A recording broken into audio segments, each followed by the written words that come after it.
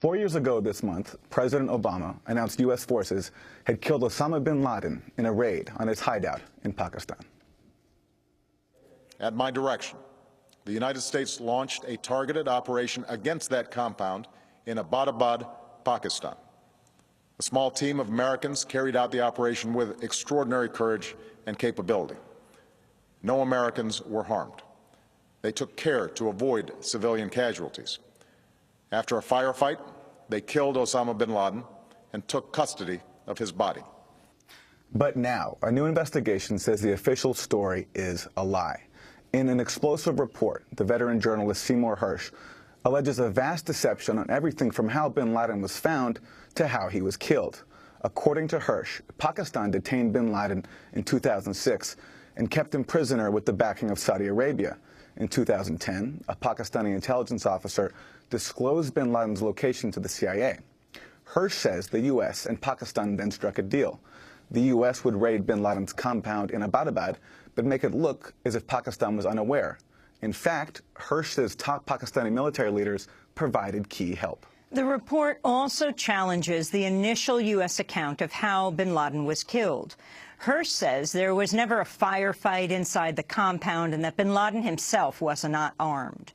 Questions are also raised about whether bin Laden was actually buried at sea, as the U.S. claimed. Hersh says, instead, the Navy SEALs threw parts of bin Laden's body into the Hindu Kush mountains from their helicopter. The White House has rejected Hersh's account of the bin Laden raid. Press Secretary Josh Earnest spoke to reporters on Monday. I can tell you that the Obama White House is not the only one to observe that the story is riddled with inaccuracies and outright falsehoods. The former Deputy Director of the CIA, Mike Morrell, has said that every sentence was wrong. And Jim, I actually thought one of your colleagues at CNN put it best.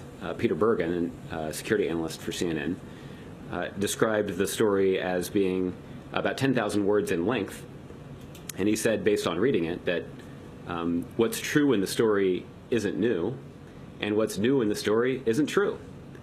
So I thought that was a pretty good way of describing why no one here is particularly concerned about it. In a statement, White House National Security spokesperson Ned Price said, quote, "There are too many inaccuracies and baseless assertions in this piece to fact-check each one. The notion that the operation that killed Osama bin Laden was anything but a unilateral U.S. mission is patently false," he said. But despite the White House denials, none of its statements have addressed Hersh's specific allegations. Meanwhile, other reporting is beginning to corroborate some key elements. According to NBC News, 3 intelligence sources have backed Hersh's claim that the U.S. heard about bin Laden's location when a Pakistani officer told the CIA. The U.S. has said it helped find bin Laden by tracking his personal courier, which Hersh says is a ruse. The NBC sources also backed Hersh's contention that the Pakistani government knew all along where bin Laden was hiding. Well, for more, we go directly to Seymour Hersh, whose 10,000-word article, The Killing of Osama bin Laden, appears online at the London Review of Books. It's Hersh's latest major investigation in a body of work spanning decades. He won the Pulitzer Prize for exposing the 1968 My Lai massacre in Vietnam, when U.S. forces killed hundreds of civilians. In 2004, Seymour Hersh broke the Abu Ghraib prisoner abuse scandal. Seymour Hersh, welcome to Democracy Now! Why don't you, in your own words, describe what it is that you found? Well, you guys did a pretty good job. Basically, you covered the tracks. I think you can say simply that the president, as he said on television when he announced the raid, did order the raid. And the SEAL Team 6, the most elite unit we have in our Special Forces group, they did conduct a mission. They did kill bin Laden. They did take the body. That's all true. And the rest of it is sort of hooey. Can we talk about what seems to be the most shocking claim? Pakistan finding bin Laden in 2006 and the U.S. not finding out until 2010 when you allege a Pakistani officer told the U.S. And meanwhile, Saudi Arabia backing and paying for bin Laden's imprisonment. This seems very improbable, involving hundreds, thousands of officials in Pakistan and Saudi Arabia and then the U.S. Well, where do you get the notion of 100 or 1,000 officials? We're talking about a closed society The White House has a lot of control over the information. The senior Pakistani officials have control over the information. We are talking about a country that went a dozen or 10 years ago through a WMD sort of cover-up. The notion that there's some major conspiracy, I'm alleging, is just sort of, that's over the top. There's no major conspiracy here. It's very easy to control news. We all saw that when the whole thing about Saddam Hussein and the alleged nuclear weapons. I should think that would be a model for why you might just not be so skeptical of the possibility of holding things. And let me also say, in the piece, it's not so much that I'm saying what happened. I'm quoting sources, and of course they're unnamed. You just announced what happened to Jeffrey Sterling today. I mean, what reporter would want to name a source in this administration? You know, Baum. He'd be gone. So there you are. What simply happened is at a certain critical point, we had a walk-in. We were very angry about it. The United States, Pakistani is our ally. And underneath all of this, you have to understand something, which I'm sure you do, just to tell the audience. Pakistan has, what, 200, maybe more. They're still producing enriched uranium, et cetera, et cetera. And they have a great deal of nuclear weapons. I would guess they're up to 200 now. It was 100 half a decade ago. And so we have to have a comity between the ranking American generals and the ranking Pakistani generals. This is something very important to us. The Pakistani intelligence service, the ISI, helps train the people who guard the weapons.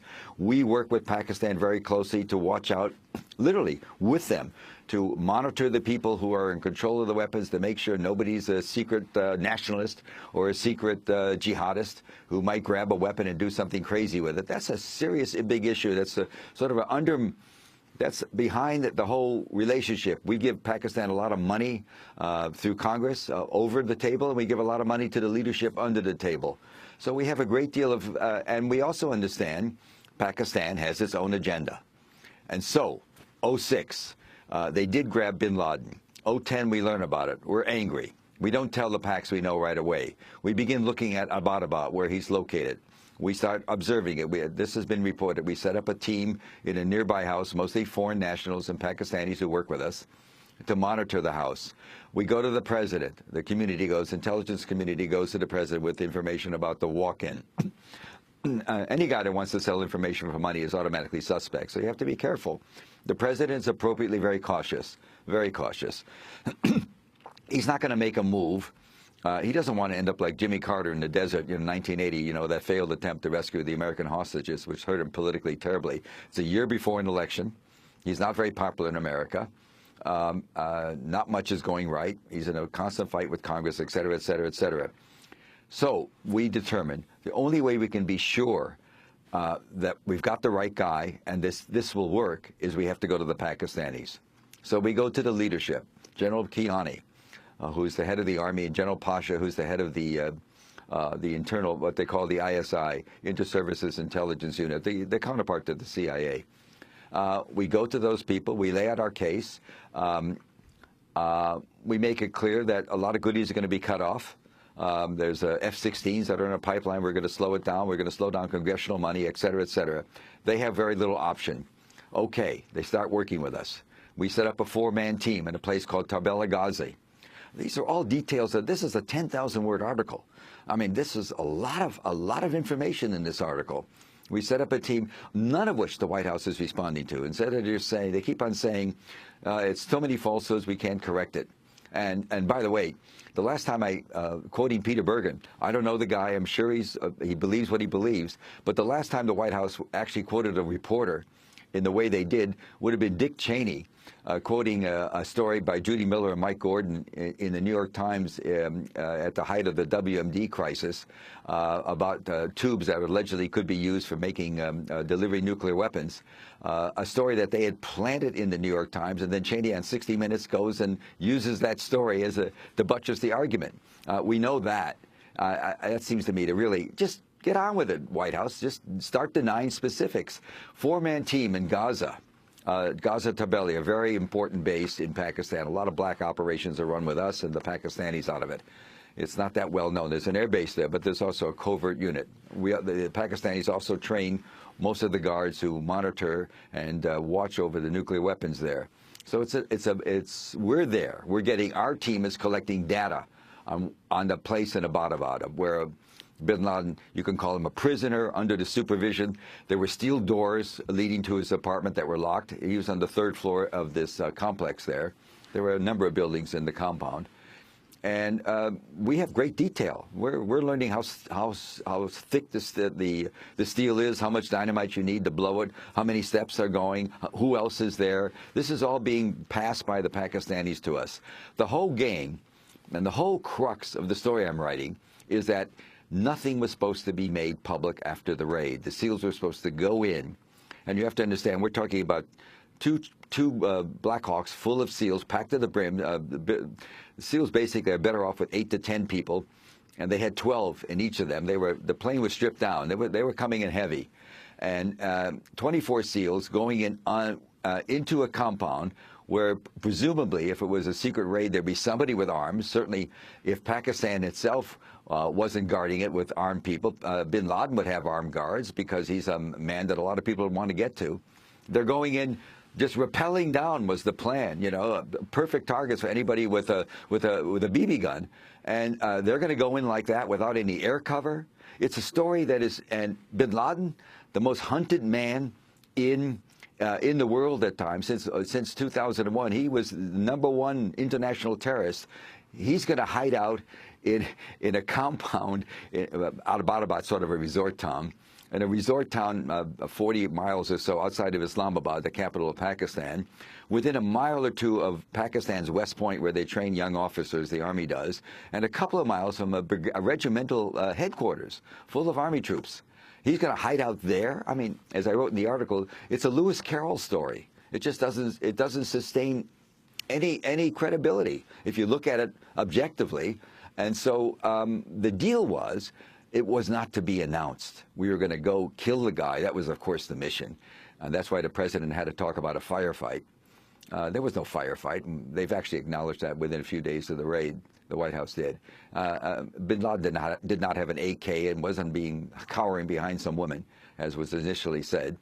The point being that, as I write very carefully in this article, 7 to 10 days after the killing was done and the body was taken away, we were going to announce, the White House, the president himself was going to announce that a drone raid somewhere in the Hindu Kush mountain area, you know, the Waziristan, it's not clear. It was going to be vague as to whether it was, that's the area that divides Pakistan and Afghanistan mountain area. It was going to be vague as to which country this took place in.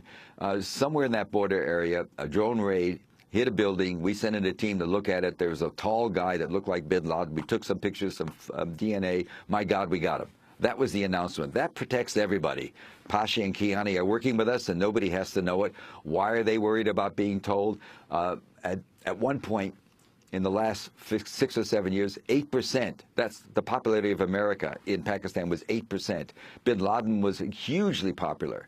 If it was known to the public that Pasha and Kihani, the 2 leading generals, had worked with us to kill the guy, they would be in real trouble. They'd have to move to Dubai or have armed guards. So once the president did it, this was done without notice. And of course, as you quoted some officer as saying, it was unilateral. It was all American. Yes, Pakistanis were not involved in a raid. Our SEALs were.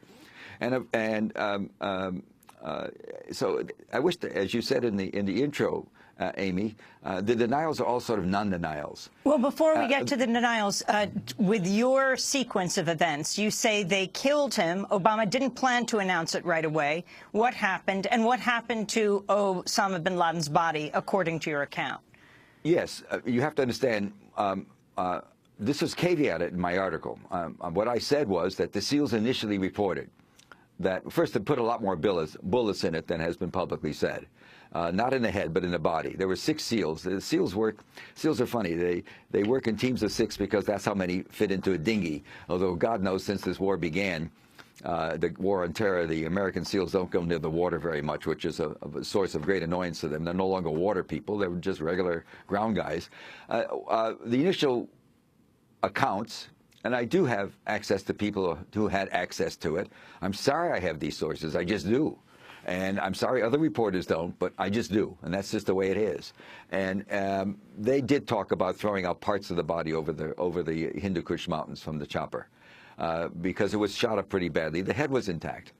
Anyway, and by the way, if you think about the sequence I'm telling you, that you're going to find another bin Laden somewhere, you don't need the body. The only reason they took the body, they needed to take the body, is because the Pakistanis wanted it out of there.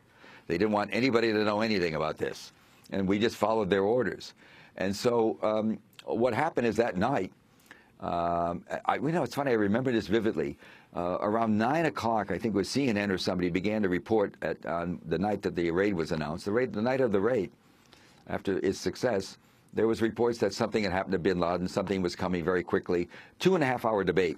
2.5 hours of, as I understand, the debate was simply with a lot of people around Obama saying, you cannot trust this story to be kept for 7 to 10 days. Among other things, the Secretary of Defense, Bob Gates, who had been very critical of the plan, very, very critical, as he wrote in his memoir, very upset about what happened. He might start talking, somebody might start talking, they'd start blabbing, and you lose the edge, Mr. President. This is the re-election time. And presidents do strange things before re-elections, often strange things. We know that. And so Obama delivered a speech that was written by his political people and not cleared by the national security team. It was a speech with, I can't begin to tell you Obama's state of mind. As far as I know, he got a speech, he believed everything he read. He was, he's getting briefings. He believed what he was read. I'm not accusing him of lying, but what happened, what was said was a lie. And in the speech, he laid down the foundation for an enormous scramble over the next weeks, that the next days and weeks, they had to recreate a new story. He said, as you said in the introduction, there was a firefight, and bin Laden was killed in it. That's to cover the idea that it was an out-and-out murder. And he said also, in the fight, he also said that a treasure trove of material was recovered. We have yet to see it, and I raised a lot of questions about what was covered, what was collected. At one point, the SEALs were said to have taken 15 computers out of there, but if you read everything that was written, it also was written and said many times there was no internet connection in Abbottabad. There was no sign of any operational capability of bin Laden at all. And one of the problems with the protecting the walk-in, when you had to protect the walk-in, one of the reasons you didn't want to talk about a walk-in was you don't do that. And so we had to You mean the guy that. who revealed to the U.S. walking into the U.S. Embassy? Yeah, they call him a walk-in. And the president actually said in his speech, we had a lead in August of 2010, which really for a lot of people in the intelligence community, that was too close to the mark. A lead means something specific happened then, and that's when the walk-in went to see a guy named Jonathan Banks, the station chief, a very competent guy from everything I hear, the station chief for the CIA in Islamabad. We had to call in lie detector people from Washington, had to fly in to debrief the guy and conclude he was telling the truth. It was a big piece of evidence. Anyway, but you have to get around that story. So you create the courier story, that the CIA with brilliant work, and initially they wanted to say through enhanced interrogation, found out about a courier who led him to bin Laden. That is really an outrageous story, and they sold it to a movie called Zero Dark 30. Zero Dark. That was the thesis of the movie that also included the torture element. Absolutely not so. What happened is we had a guy walk in. NBC last night about 6 o'clock put out that story saying it, and you hardly saw it today. There was a piece I read in the New York Times this morning that didn't deign to mention that an independent network had confirmed one of the major elements, not only a walk-in, but it raises questions about the couriers that they talk so much about. And so it's not... Go ahead. Let me just say this. Here's my theory about this. There's been in Europe and the rest of the world, they're more open-minded, more willing to say, oh, terrible things happen. In America, I think one of the problems with the press, and this is just a heuristic thinking, there's nothing empirical about what I'm saying. I think one of the things that's got them so agitated, people were writing stories accusing me of plagiarism in the press in the last 2 days. Politico, which does great stuff, has a blog in which they said this sort of wacky stuff, a 10,000-word article that's plagiarized anyway. I think there's a sense that everybody bought into the story. Everybody bought into the story after 9/11. The White House had it going.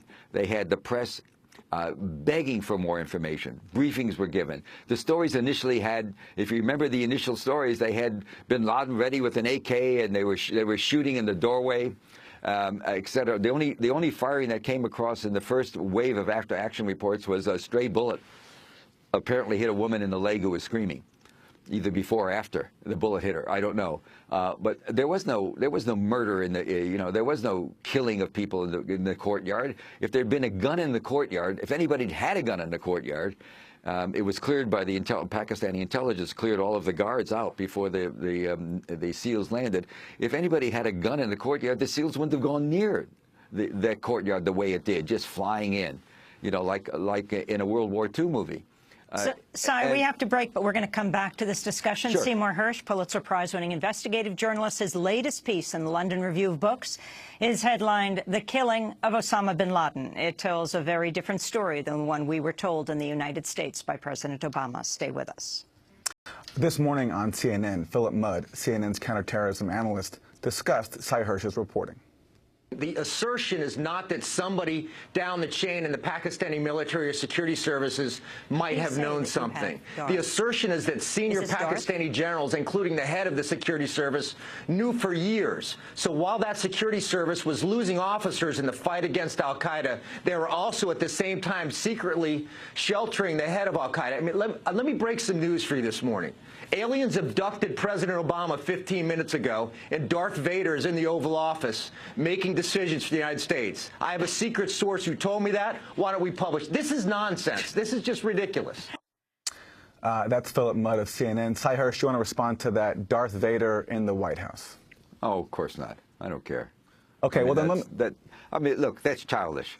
The reality is, the Pakistanis told, there were meetings between the head of the Pakistani intelligence service, General Pasha, and Leon Panetta that I write about. And I write about him based on, well, you have to read the article to find out. I write about him very carefully.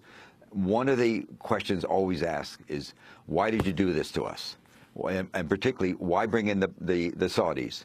What happened is the Pakistanis, as some of you may know, are very close to Saudi Arabia. There's always been a chronic fear that the great Islamic bomb, at some point, Pakistan might even give the Saudis a bomb. That's been written about constantly. That's a great concern. We really have a serious concern about maintaining great relationships. They're very good right now with us in the Pakistani military. Anyway, and so the answer that was given, I'll just tell you exactly what it was. The way they explained it is, first of all, they told the Saudis, and the Saudis immediately said, do not tell the Americans about him. Why?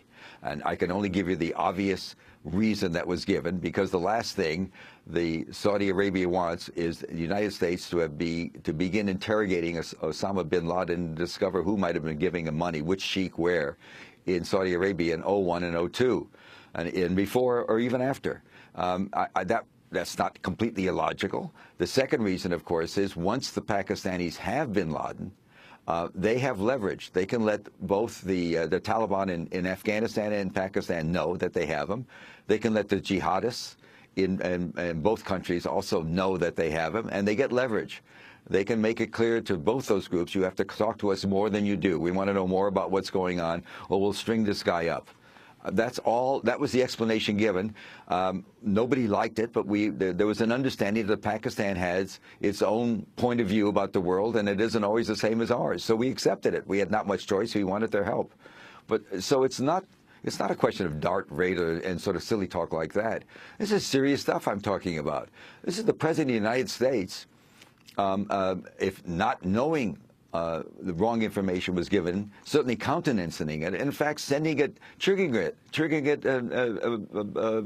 a whole sequence of lies that a whole story had to be recreated. And nobody's talking about what I wrote about this poor Dr. Afridi, the one that's now in jail on charges. He was convicted of treason, reviewed, and now in jail on charges of murder for 33 years or something like that. This is the guy that was going around in providing vaccinations for various kinds of illnesses, hepatitis, I think, among them. I don't think it was polio, but he was providing that kind of service to the community, a physician, and he was also an asset of the CIA.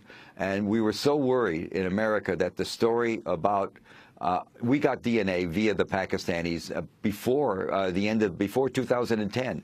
You needed DNA. You needed the Pakistanis to get into Abbottabad, to get into and take some DNA from bin Laden. We had other samples from his family, and make sure the president wanted to know that it was really bin Laden. And so a doctor, a Pakistani doctor, was assigned to, his name was Amir Azir, was assigned to move next door to the house in Abbottabad. In fact, journalists after the raid found his name in Urdu on a door plate in one of the houses next to it. They had to protect Aziz, and so they created a story, the CIA and the wisdom, that Al-Fredi was the one that went in and tried to get into the compound to take, unsuccessfully, to get a DNA sample from bin Laden, which of course led to a huge outcry against the idea that the Western intelligence media, the CIA and the Brits also often criticized for the same way, are behind some of the vaccination programs. This is a belief that's certainly prevalent in Africa, and we've had tremendously adverse consequences for the health of... we have 10 seconds. Well, the implications for the health and well-being of a lot of people are pretty negative from this, a very dumb move by the CIA. These are all things to be considered. It's not a Darth Vader moment, I'm sorry to say. Seymour Hersh, we want to thank you for being with us, Pulitzer Prize-winning investigative journalist in Washington, D.C. We'll link to your piece in the London Review of Books called The Killing of Osama bin Laden.